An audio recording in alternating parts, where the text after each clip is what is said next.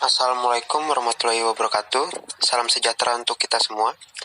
Di sini kami dari kelompok 6 akan menyampaikan desain pembelajaran STEM, yaitu mengenai pembuatan telur asin. Anggota kelompok yang terlibat antara lain Athanasius Jalisputra Bagaskara, yang kedua Isma Nur Sevina Agustin, yang ketiga Ira Nurpala, yang keempat Nurul Iza, yang kelima Siva Kiamul Lailia, dan yang terakhir Sirli Vera Zakia Maulidia. Adapun topik yang dibahas, yang pertama itu bioteknologi tentang pembuatan telur asin. Kelas atau semester yang ditargetkan adalah kelas 9 SMP pada semester 2. Untuk model pembelajarannya, di sini kita menggunakan PJBL STEM. Dan pendekatannya yaitu pendekatan STEM. Metode yang digunakan adalah praktikum. Selanjutnya adalah tujuan pembelajaran ini, yaitu yang pertama mengetahui cara pembuatan telur asin. Yang kedua, mengetahui proses osmosis pada pembuatan telur asin. Yang ketiga, mengetahui perbandingan warna sebelum maupun sesudah telur diasinkan. Yang keempat, memperlambat proses pembusukan atau pengawetan. Yang kelima, mengetahui bahwa pembuatan telur asin dapat dijadikan sebagai ide wirausaha. Dan yang terakhir, mengetahui takaran yang tepat untuk pembuatan telur asin. Ini saya akan menjelaskan tentang persyaratan pengetahuan melalui desain pembelajaran STEM pembuatan telur asin. Yang pertama ada melalui ilmu pengetahuan alam, memahami kadar asin dari garam yang dihasilkan dari proses pengeraman telur asin tersebut. Yang kedua dari matematika, memahami perhitungan waktu pengawetan telur asin dan mengukur perbandingan takaran garam dan abu gosok. Yang ketiga, bahasa Indonesia, memahami cara penulisan dan penyampaian materi dalam laporan dan presentasi praktikum telur asin tersebut.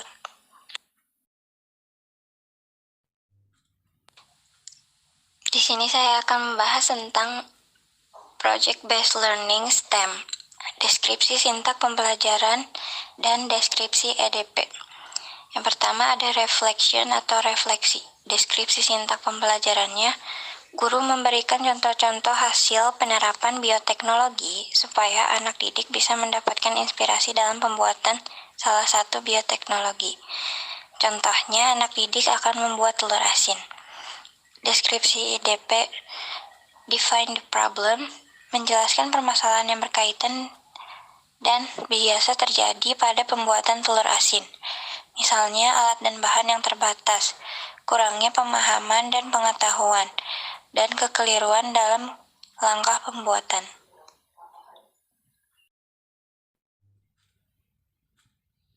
Yang kedua ada research atau meneliti. Deskripsi sintak pembelajarannya, anak didik dapat mencari informasi dari berbagai sumber seperti dari jurnal, buku, video, dan pabrik telur asin.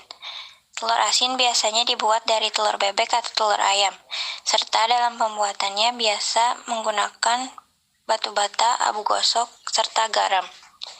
Deskripsi EDP. Research, meneliti secara spesifik tentang pembuatan telur asin, supaya bisa menentukan teknik yang tepat dalam proses pembuatan yang akan menghasilkan telur asin dengan cita rasa yang pas. Yang ketiga ada discovery atau menemukan ide. Deskripsi sintak pembelajarannya merancang langkah-langkah pembuatan telur asin yang baik dan benar sesuai hasil research. Menyiapkan alat dan bahan supaya dalam proses pembuatannya berjalan dengan lancar dan teratur. Apabila terdapat kebingungan dan kekeliruan dalam pembuatannya, bisa mencari informasi tambahan agar tidak salah langkah. Deskripsi EDP. Imagine, anak didik bisa membayangkan terlebih dahulu telur asin yang dibuatnya akan seperti apa, seperti membuat ekspektasi sendiri terhadap telur asin yang akan dibuat. Apakah seperti pada umumnya atau terdapat modifikasi tambahan? Plan, memulai merencanakan proses pembuatan telur asin, seperti membeli alat dan bahan, langkah-langkah, dan jangka waktu yang dibutuhkan.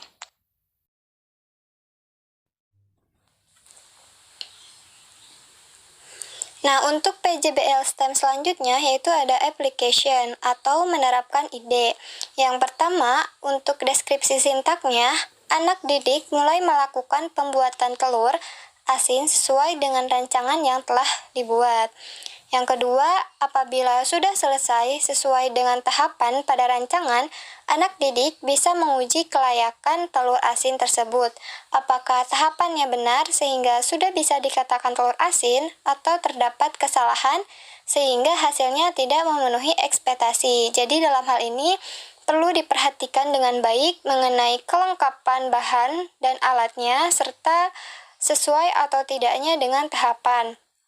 Kemudian untuk deskripsi EDP-nya, bagian create atau membuat, anak didik mulai membuat telur asin sesuai dengan bayangan dan rencana yang telah dibuat secara terperinci.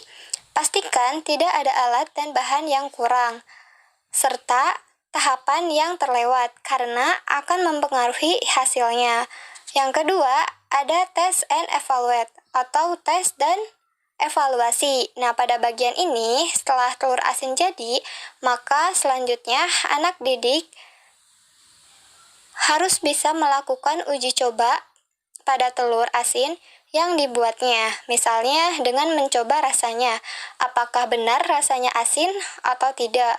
Kemudian menguji tekstur telurnya, apakah benar lembut atau tidak, karena telur asin itu teksturnya lembut. Dan untuk bagian kuning telurnya itu berminyak, apakah sesuai atau tidak dengan hal tersebut. Nah, kemudian yang terakhir menguji kesempurnaan warna kuning telurnya. Nah, setelah itu baru anak didik mengevaluasi dari hasil uji coba, apakah sudah layak atau masih harus ada yang diperbaiki. Nah, kemudian redesign atau merancang ulang. Nah, apabila anak didik tidak merasa puas dengan hasil pembuatan telur asin, ia dapat merancang ulang tahap-tahap atau bahan dan alat yang digunakannya supaya dapat menghasilkan telur asin yang sesuai dengan ekspektasi anak didik tersebut. Jadi apabila ingin menghasilkan hasil yang memuaskan, maka perlu dipersiapkan kembali mengenai alat dan bahannya dengan baik dan benar, serta tahapannya juga, sehingga dapat menghasilkan hasil yang memuaskan. Nah, untuk PJBL selanjutnya yaitu communication atau komunikasi. Nah, deskripsi sintaknya, anak didik dapat mempresentasikan hasil percobaannya dalam membuat telur asin, supaya orang lain dapat menilai juga tentang hasilnya. Solusi untuk kekurangannya pun dipaparkan, supaya orang lain dapat memahami letak kesalahan pada hasil pembuatan telur asinnya. Orang lain pun dapat memberikan solusi, tanggapan, dan kritikan untuk dijadikan feedback kepada anak didik tersebut agar bisa berkembang jauh lebih baik lagi. Jadi dalam tahapan ini adanya hubungan timbal balik antar siswa yang dapat membangun pengetahuannya dan memperbaiki kesalahannya menjadi lebih baik lagi.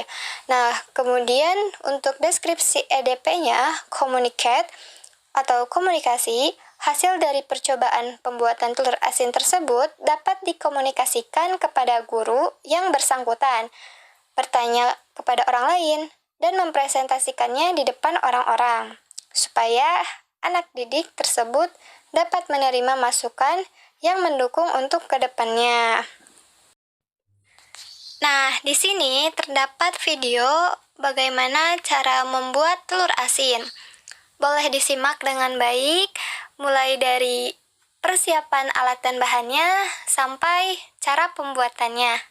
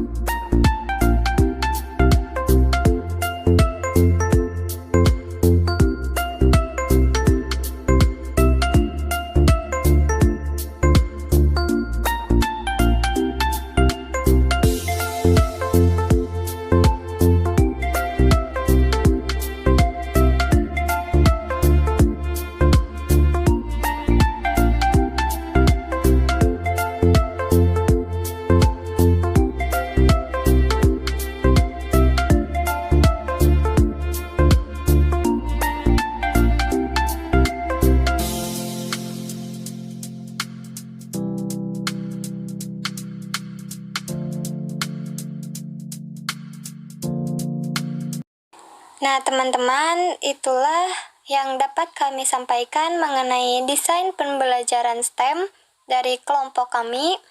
Kurang lebihnya mohon maaf. Sekian dan terima kasih. Wassalamualaikum warahmatullahi wabarakatuh.